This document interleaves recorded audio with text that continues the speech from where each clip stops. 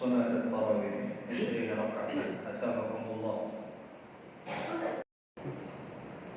الله أكبر.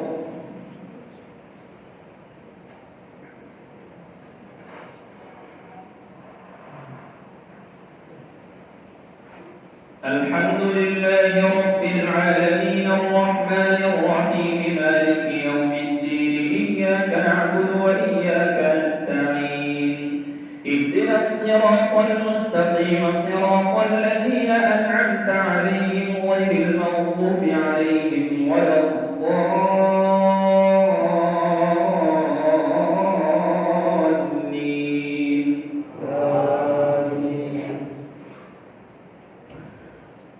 بسم الله الرحمن الرحيم. ألف لام را تلك آيات الكتاب المبين إنا أنزلناه قرآنا عربيا لعلكم تعقلون نحن نقص عليك أحسن القصص بما أوحينا إليك هذا القرآن وإن كنت من قبله لمن الغافلين إذ قال يوسف لأبيه يا أبت إني رأيت 11 كوكبا والشمس والقمر رأيتهم لي ساجدين قال يا بني لا تقصص رؤياك على إخوتك فيكيدوا لك كيدا إن الشيطان للإنسان عدو مبين وكذلك يجتبيك ربك ويعلمك من تأويل الأحاديث ويتم نعمته عليك وعلى آل يعقوب كما أتمها على أبويك من قبل إبراهيم وإسحاق إن ربك عليم حكيم لقد كان في يوسف وإخوته آيات للسائلين إذ قالوا ليوسف وأخوه أحب إلى أبينا منا ونحن عصبة إن أبانا لفي ضلال مبين اقتلوا يوسف أو اطرحوه أرضا يخل لكم وجه أبيكم وتكونوا من بعده قوما صالحين قال قائل منهم لا تقتلوا يوسف وألقوه في غيابة الجب يلتقطه بعض السيارة إن كنتم فاعلين قالوا يا أبانا ما لك لا تأمنا على يوسف وإنا له لناصحون أرسله معنا غدا يرتع ويلعب وإنا له لحافظون قال إني ليحزنني أن تذهبوا به وأخاف أن يأكله الذئب وأنتم عنه غافلون قالوا لئن أكله الذئب ونحن عصبة إنا إذا لخاسرون فلما ذهبوا به وأجمعوا أن يجعلوه في غيابة الجب وأوحينا إليه لتنبئنهم بأمرهم هذا وهم لا يشعرون وجاءوا أباهم عشاء يبكون قالوا يا أبانا إنا ذهبنا نستبق وتركنا يوسف عند متاعنا فأكله الذئب وما أنت بمؤمن لنا ولو كنا صادقين وجاءوا على قميصه بدم كذب قال بل سولت لكم أنفسكم أمرا فصبر جميل والله المستعان على ما تصفون وجاءت سيارة فأرسلوا والدهم فأدلى دلوه قال يا بشرى هذا غلام وأسروه بضاعة والله عليم بما يعملون وشروه بثمن بخس دراهم معدودة وكانوا فيه من الزاهدين الحمد لله رب العالمين الرحمن الرحيم مالك يوم الدين إياك نعبد وإياك نستعين اهدنا الصراط المستقيم صراط الذين أنعمت عليهم غير المغضوب عليهم ولا الضالين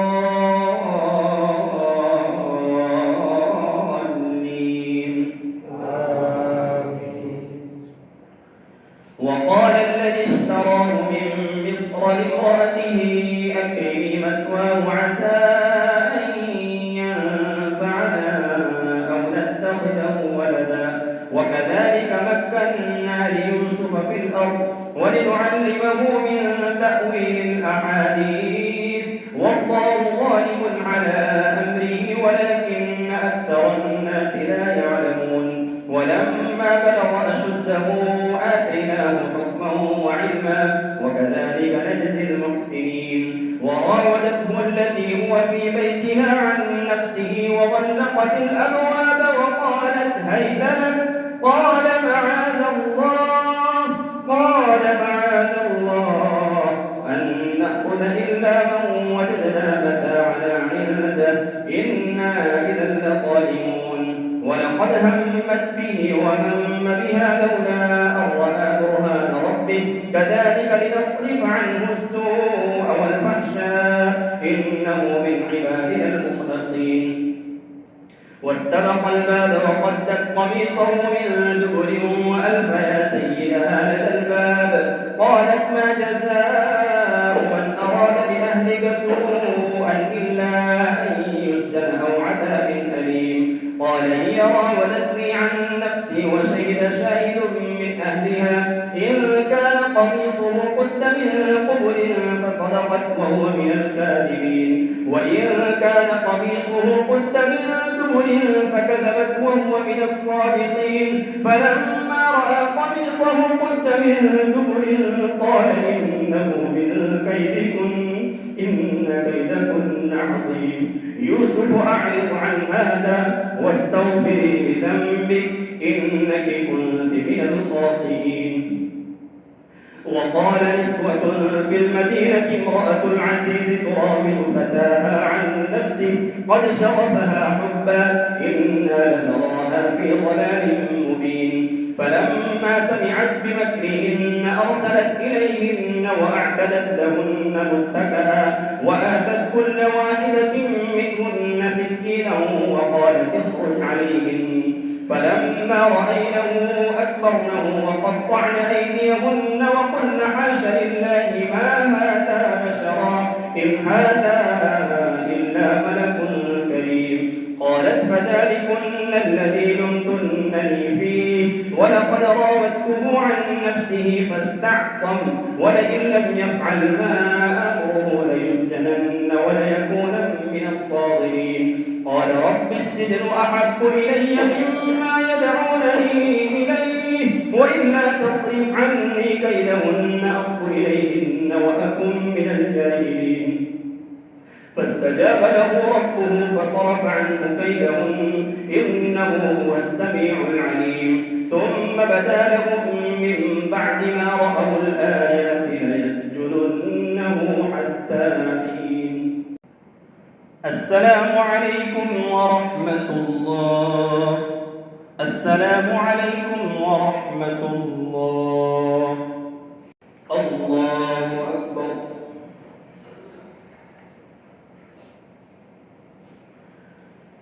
الحمد لله رب العالمين الرحمن الرحيم مالك يوم الدين إياك نعبد وإياك نستعين اهدنا الصراط المستقيم صراط الذين أنعمت عليهم غير المغضوب عليهم ولا الضالين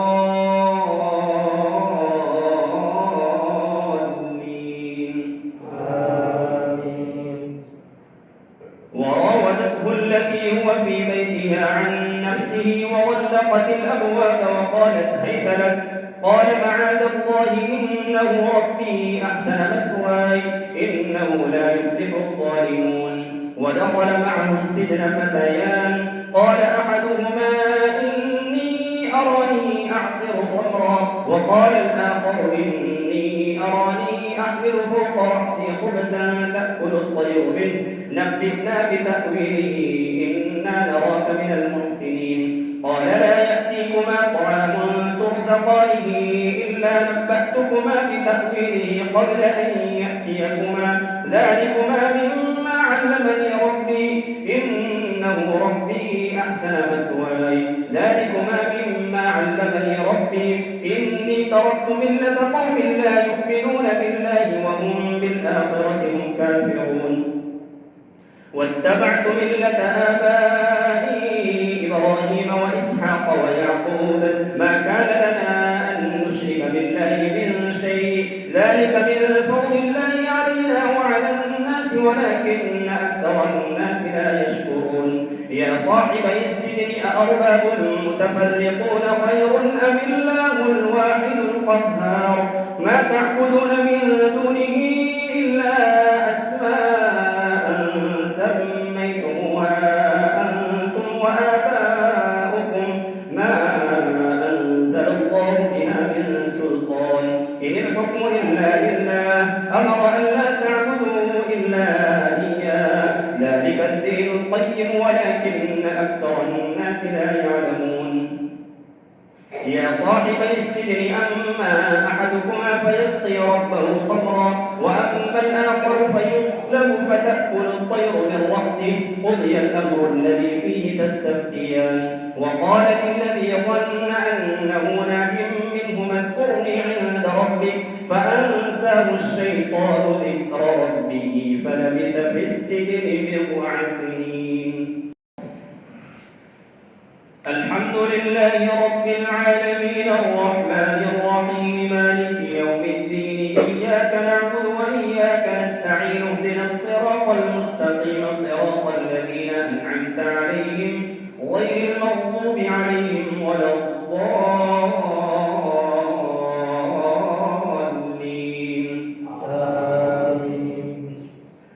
وقال الملك إني أرى 7 بقرات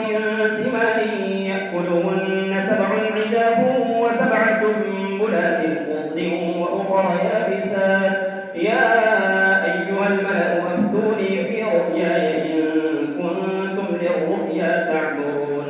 قالوا أضغاث أحلام وما نحن بتأويل الأحلام بعالمين وقال الذي ظن أنه ناج وقال الذي نجا منهما وادكر بعد أمة أنا أنبئكم بتأويله فأرسلون يوسف أيها الصديق أفتنا في 7 بقرات سمان يأكلهن 7 عجاف و7 سنبلات خضر وأخرى يابسات لعلي أرجع إلى الناس لعلهم يعلمون قال تزرعون 7 سنين دأبا فما حصدتم فذروه في سنبله إلا قليلا مما تأكلون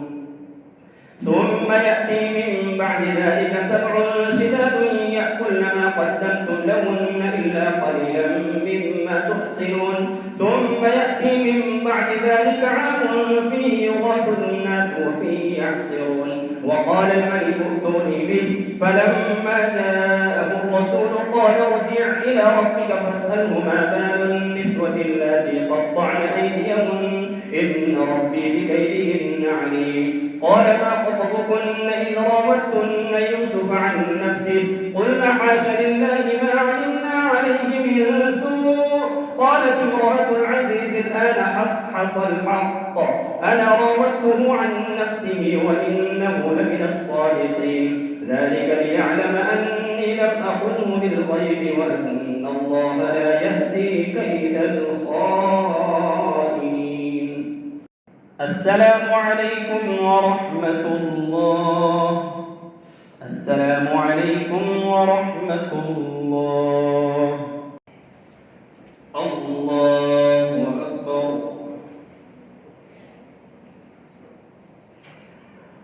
الحمد لله رب العالمين الرحمن الرحيم مالك يوم الدين إياك نعبد وإياك نستعين اهدنا الصراط المستقيم صراط الذين أنعمت عليهم غير المغضوب عليهم ولا الضالين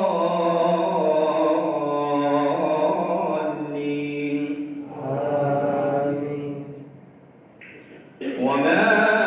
أبرئ نفسي إن النفس لأمارة بالسوء إلا ما رحم ربي إن ربي قريب مجيب وقال الملك ائتوني به أستخلصه لنفسي فلما كلمه قال إنك اليوم لدينا مكين أمين قال اجعلني على خزائن الأرض إني حفيظ عليم وكذلك مكنا آل يوسف في الأرض يتبوأ منها حيث يشاء نصيب برحمتنا من نشاء ولا نضيع أجر المحسنين ولأجر الآخرة خير للذين آمنوا وكانوا يتقون وجاء إخوة يوسف فدخلوا عليه فعرفهم وهم له منكرون ولما جهزهم بجهازهم قال ائتوني بأخ لكم من أبيكم ألا ترون أني أوفي الكيل وأنا خير المنزلين فإن لم تأتوني به فلا كيل لكم عندي ولا تقربون قالوا سنراود عنه أباه وإنا لفاعلون وقال لفتيانه اجعلوا بضاعتهم في رحالهم لعلهم يعرفونها إذا انقلبوا إلى أهلهم لعلهم يرجعون فلما رجعوا إلى أبيهم قالوا يا أبانا منع منا الكيل فأرسل معنا أخانا نكتل وإنا له لحافظون قال هل آمنكم عليه إلا كما أمنتكم على أخيه من قبل فالله خير حافظا وهو أرحم الراحمين ولما فتحوا متاعهم وجدوا بضاعتهم ردت إليهم قالوا يا أبانا ما نبغي هذه بضاعتنا ردت إلينا ونمير أهلنا ونحفظ أخانا ونزداد كيل بعيد ذلك كيل يسير قال لن أرسله معكم حتى تؤتون موثقا من الله لتأتونني به إلا أن يحاط بكم فلما آتوه موثقهم قال الله على ما نقول وكيل وقال يا بني لا تدخلوا من باب واحد وادخلوا من أبواب متفرقة وما أغني عنكم من الله من شيء إن الحكم إلا لله عليه توكلت عليه فليتوكل المتوكلون ولما دخلوا من حيث أمرهم أبوهم ما كان يغني عنهم من الله من شيء إلا حاجة في نفس يعقوب قضاها وإنه لذو علم لما علمناه ولكن أكثر الناس لا يعلمون ولما دخلوا على يوسف آوى إليه أخوه قال إني أنا أخوك فلا تبتئس بما كانوا يعملون فلما جهزهم بجهازهم قال ائتوني بأخ لكم من أبيكم فلما جهزهم بجهازهم جعل السقاية في رحل أخيه ثم أذن مؤذن أيتها العير إنكم لسارقون قالوا وأقبلوا عليهم ماذا تفقدون قالوا نفقد صواع الملك ولمن جاء به حمل بعير وأنا به زعيم قالوا تالله لقد علمتم ما جئنا لنفسد في الأرض وما كنا سارقين قالوا فما جزاؤه إن كنتم كاذبين قالوا جزاؤه من وجد في رحله فهو جزاؤه كذلك نجزي الظالمين فبدأ بأوعيتهم قبل وعاء أخيه أن يخرج من وعاء أخيه كذلك كدنا ليوسف ما كان ليأخذ أخاه في دين الملك إلا أن يشاء ربي شيئا إلا أن يشاء الله نرفع درجات من نشاء وفوق كل ذي علم عليم قالوا إن يسرق فقد سرق أخ له من قبل فأسرها يوسف في نفسه ولم يبدها لهم قال أنتم شر مكانا والله أعلم بما تصفون قالوا يا أيها العزيز إن له أبا شيخا كبيرا فخذ أحدنا مكانه إنا نراك من المحسنين قال معاذ الله أن نأخذ إلا من وجدنا متاعنا عنده إنا إذا لظالمون الحمد لله رب العالمين الرحمن الرحيم مالك يوم الدين إياك نعبد وإياك نستعين اهدنا الصراط المستقيم صراط الذين أنعمت عليهم غير المغضوب عليهم ولا الضالين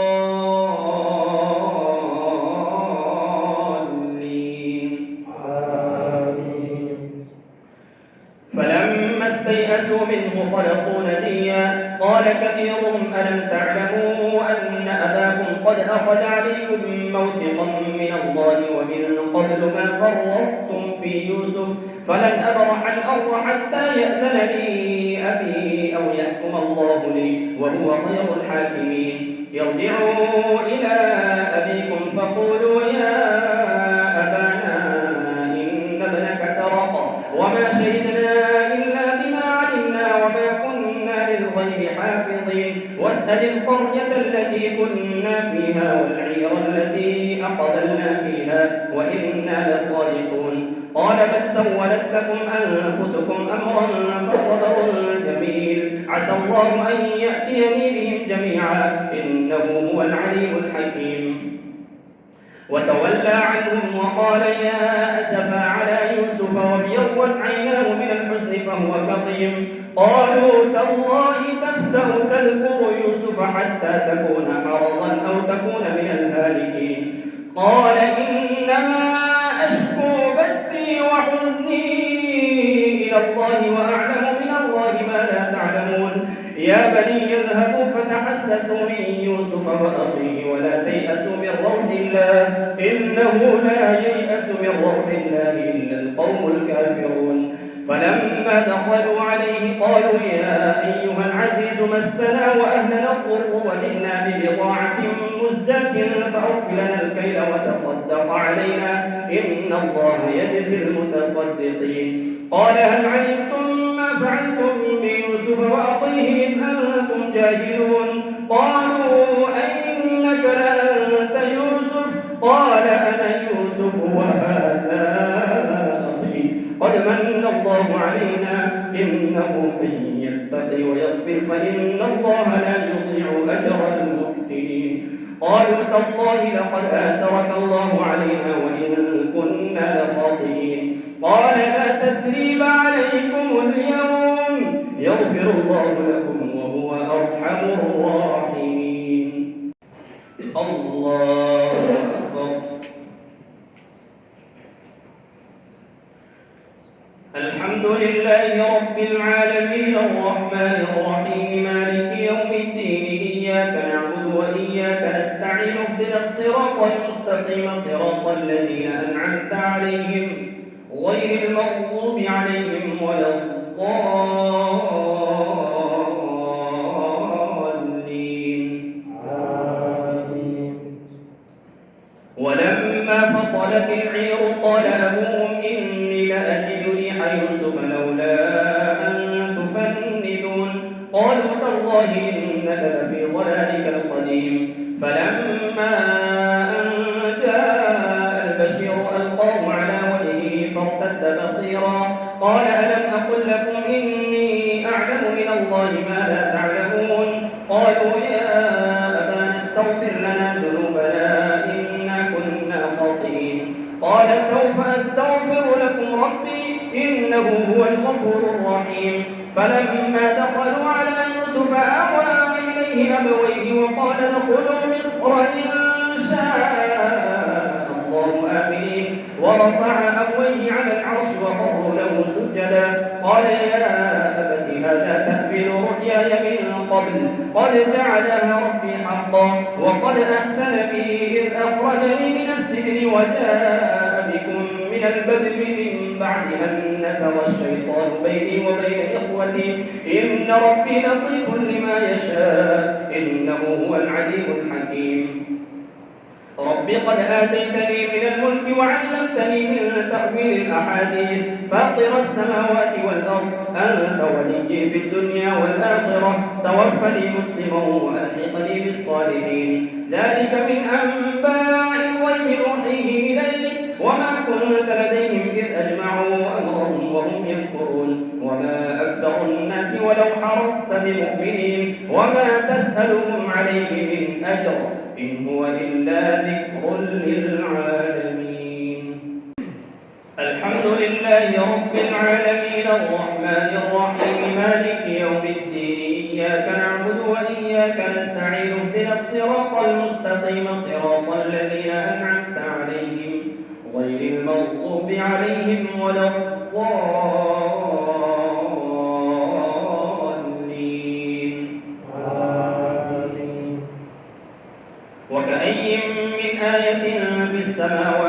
والأرض يمرون عليها وهم عنها معرضون وما يؤمن أكثرهم بالله إلا وهم مشركون أفأمنوا أن تأتيهم غاشية من عذاب الله أو تأتيهم الساعة بغتة وهم لا يشعرون قل هذه سبيلي أدعو إلى الله على بصيرة أنا ومن اتبعني وسبحان الله وما أنا من المشركين وما أرسلنا من قبلك إلا رجالا نوحي إليهم من أهل القرى أفلم يسيروا في الأرض فينظروا كيف كان عاقبة الذين من قبلهم ولدار الآخرة خير للذين اتقوا أفلا تعقلون حتى إذا استيأس الرسل وظنوا أنهم قد كذبوا جاءهم نصرنا فنجي من نشاء ولا يرد بأسنا عن القوم المجرمين لقد كان في قصصهم عبرة لأولي الألباب ما كان حديثا يفترى ولكن تصديق الذي بين يديه وتفصيل كل شيء وهدى ورحمة لقوم يؤمنون السلام عليكم ورحمة الله السلام عليكم ورحمة الله